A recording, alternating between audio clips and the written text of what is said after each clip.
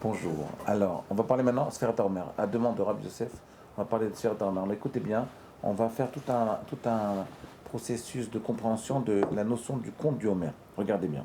Donc, Rabbi Yosef, lui, m'a amené une notion. Homer, en Gematria, c'est combien? 310. C'est la même valeur numérique que Yesh, que l'existence, et que Keri, qui est le hasard. Keri, c'est 103, c'est 310. Yesh 310 et Omer 310 sans le Vav. Omer Chasser. Maintenant, regardez bien. Regardez, vous savez que la Gemara dans Ta'anit, elle nous dit qu'il y a deux Rosh Hashanah. Vous savez qu'il y a deux Rosh Hashanah. Il y a le Rosh Hashanah habituel, qui est le Rosh Hashanah de septembre, d'accord? Après Elul, c'est le Rosh Hashanah de Tishrei. Et il y a un deuxième Rosh Hashanah qui est Rosh Hashanah Shel Perot Ha'ilan, qui est Atzeret. Atzeret, la Gemara dit Atzeret Rosh Hashanah. Atzeret Rosh Hashanah. C'est Shavuot, c'est Rosh Hashanah. D'accord. Ma question, pourquoi on a besoin de deux calendriers? Déjà, on est un peu, on est un peu, on a une vie compliquée avec nos trois. Nous, on a un troisième jour de l'an. Vous savez lequel? 1er janvier. Déjà, on a le 1er janvier. Maintenant, on nous rajoute encore deux Rosh Hashanah. Déjà, on n'arrive pas à s'arranger avec le premier Rosh Hashanah. Avec le Rosh Hashanah de septembre, on dit, ouais, moi, Rosh Hashanah, ça fait un peu suspect. Mais alors, maintenant, il met un deuxième Rosh Hashanah. C'est quoi le deuxième Rosh Hashanah? C'est Shavuot. Alors, maintenant, il y en a trois Rosh Hashanah. Shavuot, Rosh Hashanah et Sylvester. Ok, je vais bannir le... Bon, regardez. Alors, on va essayer de mettre de l'ordre dans ces deux Rosh Hashanah. En fait, il y a deux Rosh Hashanah. C'est qu'il y a deux calendriers. Je parle maintenant, oubliez le Rosh Hashanah, le premier de l'an, c'est pas un Rosh Hashanah ça.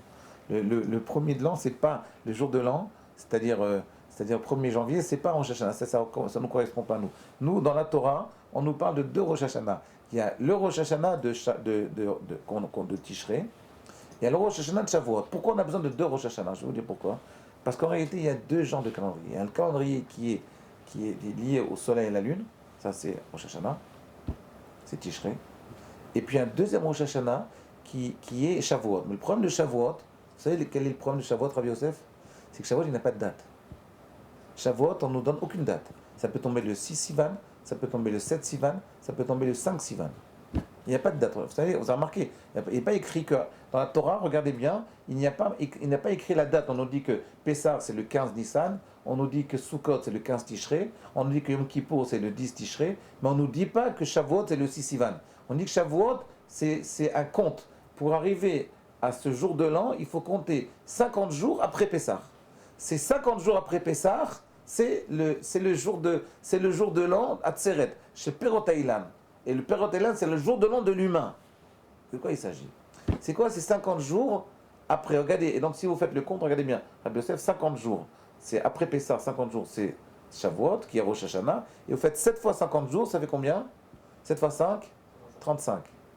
7 fois 5? Non, 7 fois 7? Non, attendez, je me suis... 350. 350. Combien de jours dans l'année? 65. Hein? 365. 365. Donc en fait, si vous enlevez les fêtes et tout, donc en fait, et vous enlevez aussi bon, il y a 15 jours de fête. Si vous les enlevez, ça fait qu'en fait, il y a un nouveau calendrier qu'on a découvert maintenant, c'est 7 fois 50 jours. Il n'y a pas de date. En fait, si vous voulez, c'est le calendrier de Kabbalat Torah. On va essayer de comprendre. Il y a deux calendriers. Le calendrier de Rosh Hashanah de Tishrei, il y a le calendrier où le jour de l'an, c'est Shavuot. Ce jour de l'an de Shavuot, il se compte, il n'a pas de date. Il se compte 50 jours après Pessah. Et en fait, c'est un calendrier de 7 fois 50 jours. Alors il faut comprendre c'est quoi ce principe de 50 jours. On va essayer d'y arriver. Rabbi Yosef, vous savez que ça c'est Parashat Emor. On nous dit comme ça. Et on nous dit que 50 jours après Pessah, c'est Shavuot. Donc c'est Parashat Emor qu'on nous dit ça. Maintenant écoutez bien. Quelle est la définition de ces 50 jours? Roim kan Rabbeinu Bechaye. Rabbeinu Bechaye, je voulais vous l'apporter, mais je l'ai oublié. Il nous dit comme ça, il nous apprend un enseignement très intéressant. Il nous dit que Caïn et Hevel, ils ont amené des sacrifices à Kadosh Baruch Hu. Vous savez quand? 50 jours après la création de l'homme. 50 jours. Et vous savez qu'ils ont amené comme sacrifice? Qu'est-ce qu'ils nous ont amené comme cadeau à Kadosh Baruch Hu? Comment on appelle ça? Pas un sacrifice, on appelle ça korban. Comment on dit korban? Sacrifice. Mais korban, quel korban qu'on a, qu'ils ont amené Kain Hevel, c'est Korban Mincha. Korban Mincha, c'est le Korban qu'on amène pendant, pendant Shavuot. Donc vous voyez, c'est bizarre. En fait, il faut expliquer de quoi il s'agit. En fait, quand Hevel, ils ont emmené un Korban, ils ont emmené un sacrifice, qui est Korban Mincha, le même sacrifice que le jour de Shavuot. À Shavuot, on amène un Korban Mincha. Et ils l'ont emmené 50 jours après la création de l'homme. C'est-à-dire 50 jours après la faute d'Adam Arishon. Donc en fait, ce sacrifice de Mincha, c'est pour réparer la faute d'Adam Arishon. C'est pour la réparation de la faute. Et donc on voit que Shavuot, c'est une réparation de la faute d'Adam Arishon. Comment? En passant, en fait, la réparation de la faute, c'est que comme l'homme, en fait, il faut le comprendre de cette façon. Comme ça, j'ai entendu de mes maîtres. C'est-à-dire que l'homme, il a fauté. Donc depuis que l'homme a fauté, alors on vit dans un système où l'homme, il est aliéné à la faute. C'est-à-dire il est conditionné par la faute. Donc il est obligé de fauter. Donc il faut sortir de ce calendrier-là, passer à un nouveau calendrier, un calendrier de 50 jours, de 7 fois 50 jours, pour dépasser cette notion de faute et ne plus être conditionné par la faute. Il faut vivre dans un autre système de temps. Donc en fait, si vous voulez, il y a deux systèmes de temps. Il y a le système de temps des mois et des semaines, des mois et des jours, qui existe, et de l'année solaire, d'accord, du système lune-soleil, qui est Rosh Hashanah de Tishrei, et un autre système temps, qui est un système temps de 50 jours. J'appelle ce système temps le système temps de la Torah. C'est un autre système temps. C'est le système temps de 7 fois 50 jours. Alors écoutez bien, on va essayer maintenant de comprendre. À quoi correspond à quoi correspond ce nouveau calendrier, qui est le calendrier de la Torah, de 7 fois 50 jours, qui ne correspond pas à des dates précises. De quoi il s'agit? Quelle est la définition de ce calendrier-là? C'est compliqué ce que je dis ou c'est clair, Youssef? C'est bon.